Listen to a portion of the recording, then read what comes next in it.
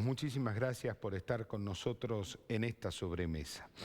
Hoy, cuando leíamos la prensa nacional, empezábamos a ver algunas cuestiones del Pacto de Mayo, pero cuestiones no escritas. ¿Por qué digo esto? Porque la información política que dominó fue la decisión que tiene el gobierno de Javier Milei de avanzar a como dé lugar con la boleta única papel para las elecciones del año que viene. Pero no viene solo esto también viene, aparentemente existiría, y esto sí lo ponemos de potencial porque decimos forma parte de lo no escrito en el Pacto de Mayo, vendría con el compromiso de gobernadores argentinos de hacer las elecciones el mismo día que las elecciones nacionales. Y acá sí remarco lo potencial y nos instalamos inmediatamente en Jujuy. ¿Alguien en su sano juicio puede creer que la casta política jujeña va a avanzar con la boleta única papel? Yo creo que no, por una sencilla razón: con la boleta única papel se terminan muchísimos privilegios de casta. A ver, alguien póngase en la puerta del Partido Justicialista y vea si alguno de los barbajanes que está ahí está dispuesto a perder sus privilegios de casta. Y la boleta única va a hacer que pierdan privilegios de casta, porque en la boleta única se terminó la historia de entregar un bolsón en la puerta, se terminó el voto cadena, se terminó esta lógica de robar votos. Pone a todos los partidos políticos, grandes y chicos, dentro del cuarto oscuro en una igualdad de condiciones. Y si nos ponemos del lado de nosotros, que somos los ciudadanos, vamos a tener una posibilidad de elegir. Nosotros siempre habíamos dicho que con este sistema de colectora, lo que hace el ciudadano es optar, pero no elegir. Bueno, ahora sí va a existir la posibilidad de elegir. Ojalá que la legislatura provincial avance, no solamente con la boleta única, sino también terminando con esta historia perversa de las colectoras y terminando con esta historia perversa de este proscriptivo piso del 5%. Son tres cuestiones que la legislatura debe avanzar sí o sí para mejorar la calidad democrática de la provincia. Lo decimos hace años. Jujuy tiene una crisis cada vez más profunda, 65% de pobres, más del 20% de personas indigentes. Bueno, de todas estas crisis hay un solo camino. De estas crisis se sale con instituciones fuertes, con instituciones sólidas y sobre todo con una democracia confiable. De estas cosas vamos a conversar hoy. Nos va a acompañar el doctor Vicente Casas. Vamos a charlar de esto, ¿no? Y vamos a charlar de un catálogo de buenas intenciones que tiene forma de ley, que es la famosa Ley de Ética Pública. Ya venimos.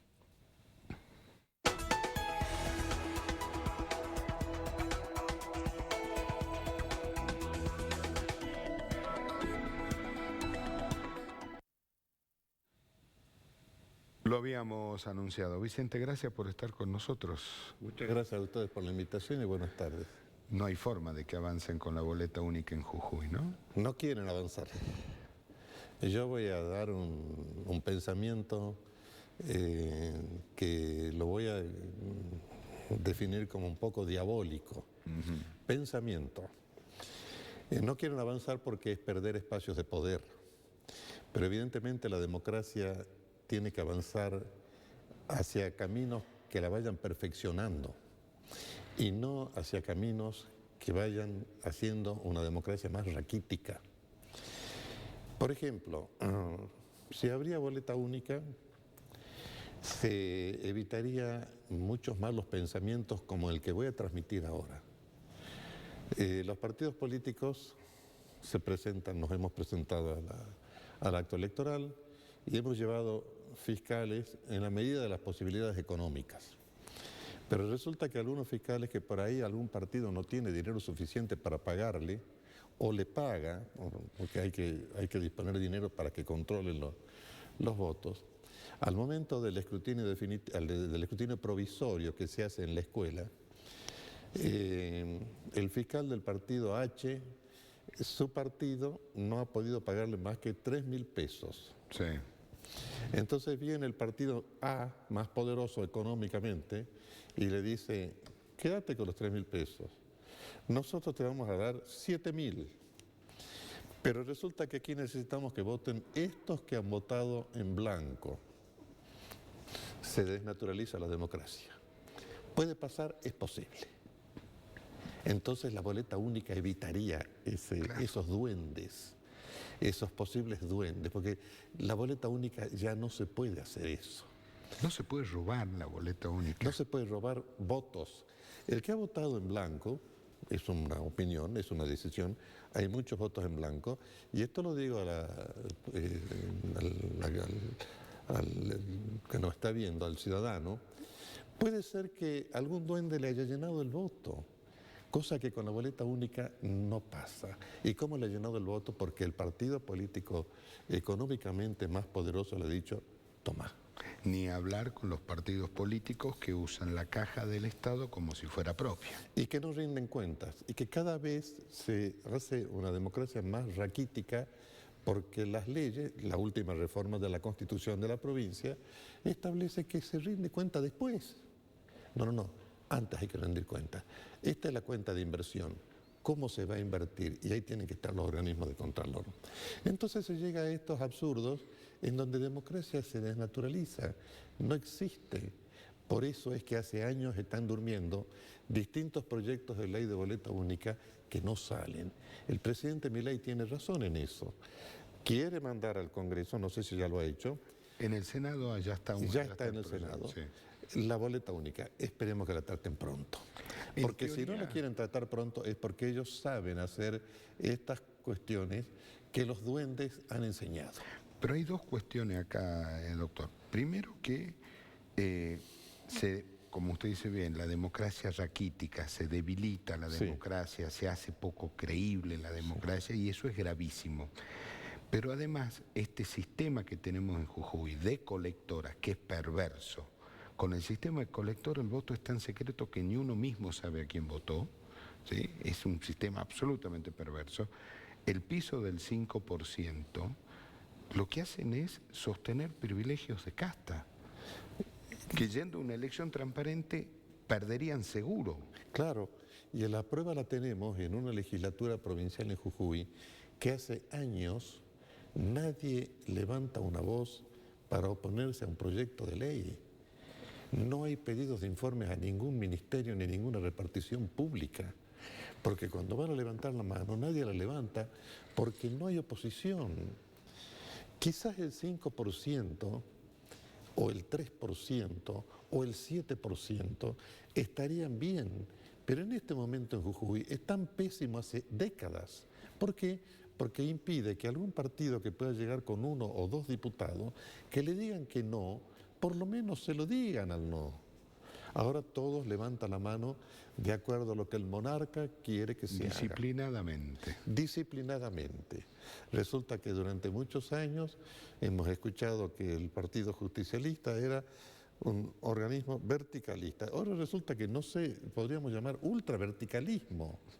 Claro, pero un verticalismo equivocado, pues son verticales amorales, ni siquiera son verticales a su espacio, ¿no? ¿Y qué hace raquítica la democracia y no da solución a los problemas de la gente? Mira que hay una cuestión que nos ha pasado en la historia. Vino la década infame desde 1930 hasta que finalizó la presidencia de Ramón Castillo, que fue vicepresidente de Ortiz y que renunció por razones de salud y asumió su vicepresidente, que era Ramón Castillo. Se dice en la historia que las elecciones del 28 de febrero de 1946, si no me falla la memoria, en las que ganó la fórmula Perón-Quijano, Perón llega a la primera presidencia, fueron las elecciones más transparentes en la historia política argentina. Esto no está en ningún libro escrito. ¿Por qué se dice eso? porque quienes cuidaron las urnas fueron los soldados. Perón era militar. Sí. Entonces él tenía forma de hacer que los soldados controlen y que no aparezcan duendes a cambiar los votos. Y efectivamente fueron las más transparentes. Y Perón le ganó a Tamborín y Mosca por muy pocas diferencias, pero fueron transparentes. Pero eran dos fórmulas de fuste, sí, ¿no? A esa transparencia tenemos que llegar. ¿Por qué costó tanto llegar a la ley electoral de Sáenz Peña, de Roque Sáenz Peña en 1912? ¿Por qué costó? Y porque teníamos estas malas prácticas políticas. Gana Hipólito Yrigoyen en 1916 con la primera ley electoral de Sáenz Peña y viene la gran transformación política. Bueno, tenemos que hacer eso con la boleta única. Y la ley Sáenz Peña nace en el norte argentino de la mano de Indalecio Gómez. Exactamente. Tenemos, a través de la boleta única, no nos cansemos de repetir y le digamos al elector, cuando va a votar en blanco, asegúrese que es en blanco. ¿Y cómo va a asegurarse que su voto quedó en blanco y que los duendes no se lo cambian en el escrutinio provisorio con la boleta única? Hay un caso, brevemente, porque quiero avanzar con la ética pública, últimas elecciones provinciales, Abra Pampa. El candidato a intendente de Primero Jujuy obtiene 128 votos. Un número para Abra Pampa interesante. Había un solo detalle. No había candidato a intendente de Primero Jujuy. Y en el escrutinio aparece un... Vaya Dios a saber quién. Un Juan Pirincho. Y bueno, estas son las cuestiones que nosotros tenemos que revisar todos los días, porque entonces estas situaciones terminan convirtiéndose en fraudes electorales. Y yo le voy a decir algo más. En las elecciones del año pasado hay una diferencia entre los escrutinios de la provincia, de las elecciones provinciales, y los escrutinios de las elecciones nacionales. Porque en las elecciones nacionales se tiene más cuidado. Claro. Porque las controla otro tribunal electoral. Y la controla Gendarmería. Y la controla Gendarmería, y hay otras formas de manejar. No pueden decirle a los fiscales de los partidos que tienen pocos recursos, mira, vamos a hacer esto. Algún día lo van a denunciar esos fiscales de los partidos. Y también Milei quiere que las elecciones se hagan unificadas en todo el país. Elecciones provinciales y nacionales juntas el mismo día. Me parecería muy bien. Me parecería muy bien. Yo sé que van a salir a decir que la Constitución de la Nación dice que el federalismo, y es cierto, que dice que las provincias se dan sus propias instituciones locales, se rigen por ellas y eligen sus autoridades sin intervención del gobierno federal. Pero es necesario revisar eso.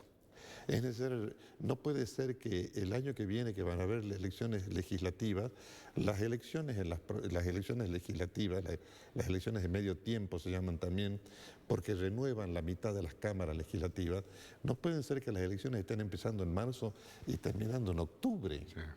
Con todo el dispendio personal, político, de candidatos y económico, que eso significa como si fuéramos una nación millonaria. No, hay que unificarla.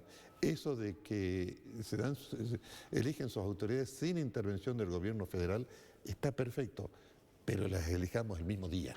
2 urnas si quieren. Claro. Pero el mismo día. El mismo día, en todo el país. Entonces la democracia sería más representativa, sería más legítima, estaríamos más tranquilos. Ley de ética pública. Un catálogo de buenas intenciones y nada más.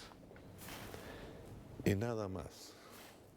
Y quizás que el catálogo de buenas intenciones está solamente en la ley. Esto surge en la Constitución de la Nación. El artículo 36, último párrafo de la reforma de 1994, establece que el gobierno nacional establecerá o dictará una ley de ética pública. Y esto vino, creo que como consecuencia también, como uno de los antecedentes, una de las reuniones de jefes de Estado de naciones iberoamericanas, que creo que fue en Chile, antes de la o simultáneo con la reforma del 94, en donde las naciones se comprometían a dictar una ley de ética pública. Bueno, la han dictado, la nación ya la dictó, creo que en el año 2001, en 1999, la dictó a la ley de ética pública. ¿Qué establece esa ley de ética pública, entre otras situaciones? Por ejemplo, las declaraciones juradas. pero resulta que algunos organismos la hacen voluntaria. Cuando es público, eso tiene que ser por convicción personal. Claro, pero acá hay un punto, doctor. Acá algunos confunden lo que es la órbita pública y lo que es la órbita privada. ¿Sí? Ah, no, es privado lo que... No. No. Depende dónde estés y qué estés haciendo, digamos. Si los bienes son privados, estoy ejerciendo una función pública que debo decir qué bienes tengo al iniciar la gestión y al retirarme de la misma. Como mostrar todos los cambios que ha tenido en mi patrimonio, en la función pública y después de ello, mi vida económica. Hay un instituto que a mí me gustó siempre, que es el juicio de residencia. Sí. ¿Por qué no volver a un juicio de residencia? Invertimos la carga de la prueba y el gobernador que se va, que explique que no se llevó una moneda que no era suya. Y quizás que eso haría falta con una buena administración de justicia que le pida que rinda cuentas. En las naciones, incluso, vale bien decirlo, cuando existían las naciones comunistas, los jerarcas comunistas que abandonaban la función pública no se iban del lugar donde vivieron toda la vida. Walesa, ¿qué hizo cuando dejó de ser presidente? Volvió a la fábrica donde trabajaba y a la casa donde vivía. Ahí no necesitaron ley de residencia. Aquí hay una cuestión, me parece que es una cuestión cultural y me parece que es una cuestión de falta de comprensión de ética de quienes piensan que es distinto lo político de lo público. Cuando una persona asume una función pública, su vida privada se ve limitada. Su vida privada está limitada. ¿A qué? A lo que la sociedad diga, a lo que la sociedad valore y juzgue. El funcionario público sube a un escenario y ese escenario está susceptible de insultos, de pedreas, de malas palabras y de aplausos. Entonces me parece que el funcionario hoy, o algunos funcionarios, no tienen muy claro, o si lo tienen no lo quieren aplicar, y se hacen como que no lo entienden, esto de lo ético y de lo ético público. Cuando hay un juez que dice que el presidente Alberto Fernández hizo una fiesta en la Quinta Presidencial de Olivos, en su condición de ciudadano común o que no ejercía la presidencia de la nación, está equivocado.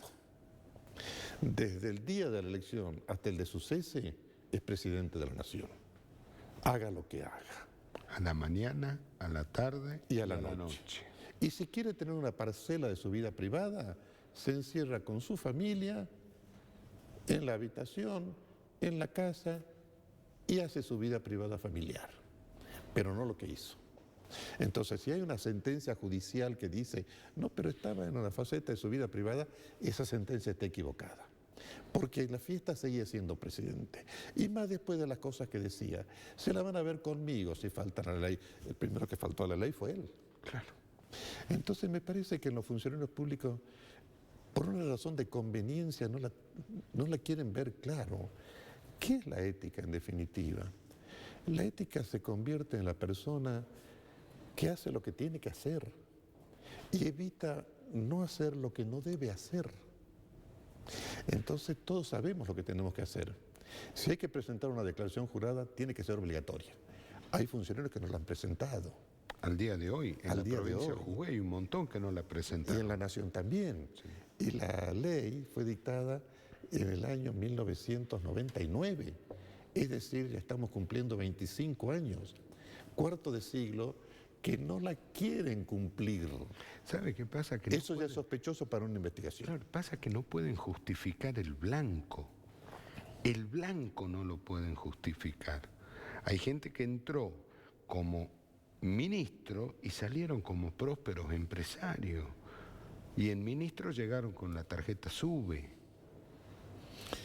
Y quizás que si no hubiera sido la función pública que los animó a ser prósperos empresarios, hoy estarían haciendo fila como yo para tomar el taxi compartido.